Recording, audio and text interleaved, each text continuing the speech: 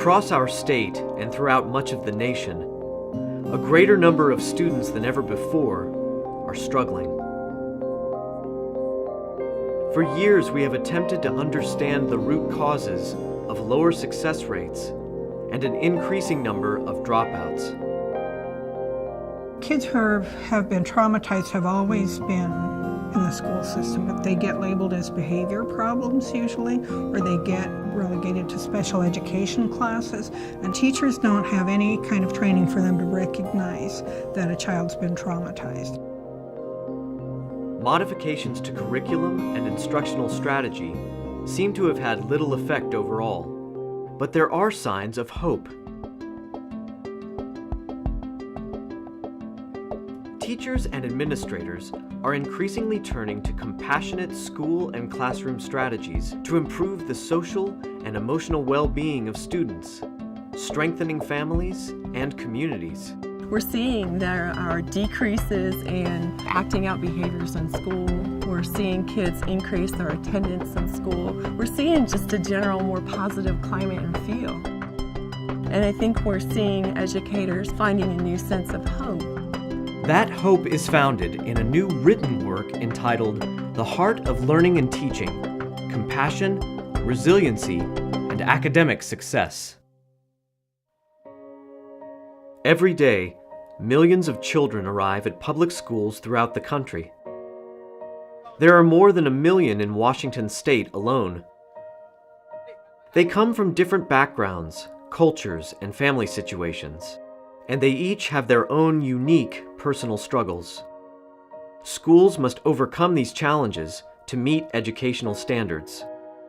My first 2 years here at Manitou Park was filled with a lot of violence and tragedy. We were also seeing a lot of children in poverty and coming to us with a lot of traumatic experiences. I've been at Manitou about 7 or 8 years, and I have really seen things changed even just at this school, with not only different curriculum, but with the different behaviors that we have had with the students that I've worked with. Schools are beginning to discover that academic success is dependent on many factors, inside and outside of the classroom.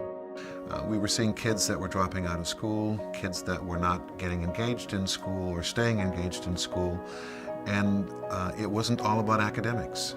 It was about how they were functioning in their daily lives that determined whether or not they were going to academically achieve. Trauma and adversity can affect any child, regardless of age, economic class, or the community in which they live. Where trauma comes from isn't always something horrific. It can be everyday things. And what's traumatic to one person is not the same for someone else. We all have different levels for how we take things in. It's hard to play chess in a hurricane. And to expect kids to calculate math when they're calculating where they're going to sleep tonight, to ask kids to have perfect penmanship when their life is a mess, to ask kids to read a story when they can't even find words to describe the story of what's going on in their own lives. It's not reasonable. Many teachers have devised ways to deal with students' personal adversity and trauma, but very few written resources have been developed. We wanted to offer something to the field that was one more piece of literature that could hopefully be thought-provoking and challenge schools to think about bringing that heart back into the work that they're doing, that caring back into the work that they're doing. The book is called The Heart of Learning and Teaching. And we came to that title because we really feel that you cannot teach the mind until you reach the heart. The book, The Heart of Learning and Teaching, represents years of study and extensive interviews with researchers, scientists, teachers, and administrators in the field, as well as students and their families. Its 6 concise chapters focus on the relationship between trauma and learning, taking care of ourselves while tending to the needs of others, compassionate school and classroom strategies, and forming partnerships with schools, families, and the community that support vulnerable students. It also contains real-life examples from the field, as well as an introduction to other resources on the subject. The book underscores the importance of positive interactions between educators and their students. What we tried to do in the structuring of this is to acknowledge that relationship. When you boil it all down, relationship also matters in education. Great curriculum helps, instruction helps, highly qualified teachers are fabulous, but relationship and compassion in these relationships is as important, if not, heaven forbid, we see that it be more important to kids' success. Schools are just one part of the equation. Students need a support structure that includes their families and communities, as well as their school. When Eli first came to us, he came from a school where he had been expelled. And the father came in and met with me. And the one thing that Dad said to me that I'll never forget, he said to me, "How do you throw away a child when he's 6 years old?" My response back was, we're going to do everything we can to make sure he's successful here.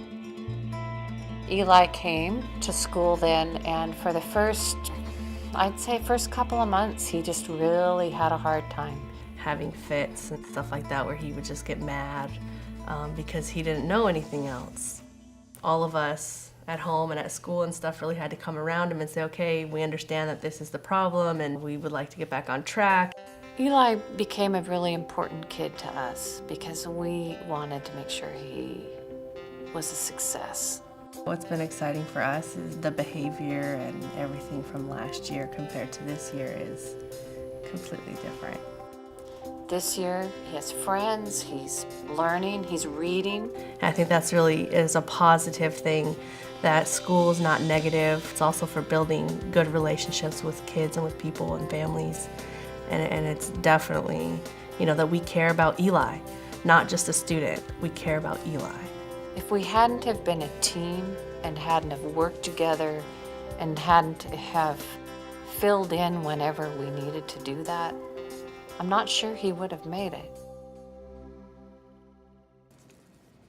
Supporting students through empathy and empowerment is a critical part of compassionate learning strategy. But teachers themselves need support as well. After the murders and the different tragedies that happened here in the lockdowns, I didn't know how to help myself and help the staff. So what this training did was let us put ourselves as a priority and take care of ourselves. We really believe that it's an ethical obligation of educators to make time and energy to practice being well so that when they enter the school, they can be fully prepared and equipped to engage with kids. It gives me a different outlook. And sometimes I kind of laugh about it.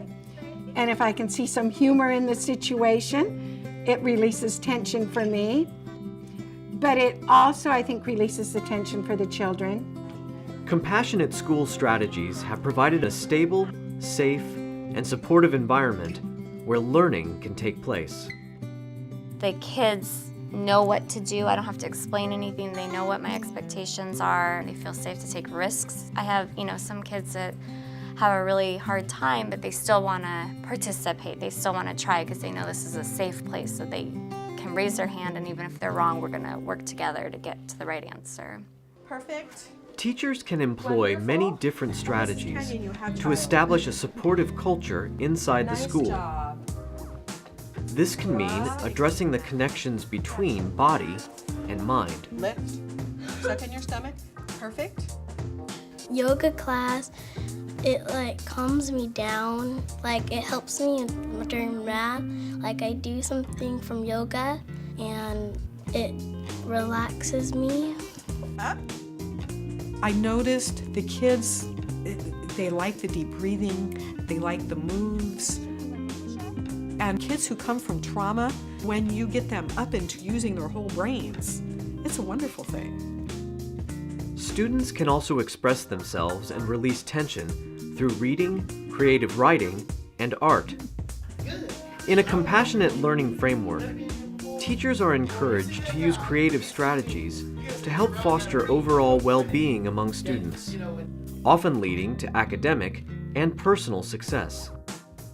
Compassionate strategies don't just benefit students and teachers. Their reach and positive effect extend to families and entire communities. If children start thriving and families get things that they need and stresses are removed and people are educated, the whole community thrives because the people in it are thriving. We're not going to fix the trauma in our society, but there's something to be said for being compassionate in our dealings. What parent doesn't want a compassionate teacher? Eventually, the intrinsic rewards of doing it because it's the right thing to do and it helps them feel better takes place. And I just say that success breeds more success.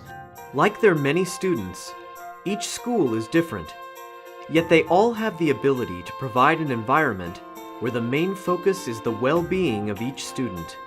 When you walk into a compassionate school, you feel a welcoming sense of being there.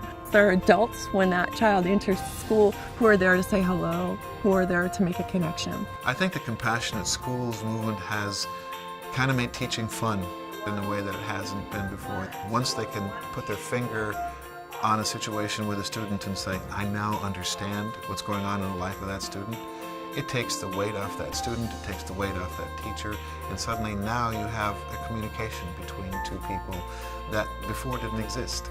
Compassionate strategies represent an opportunity to enhance the role of schools. They bring students, teachers, administrators, and families together in a safe, supportive environment. And they show that the heart of learning and teaching is compassion, resiliency, and academic success.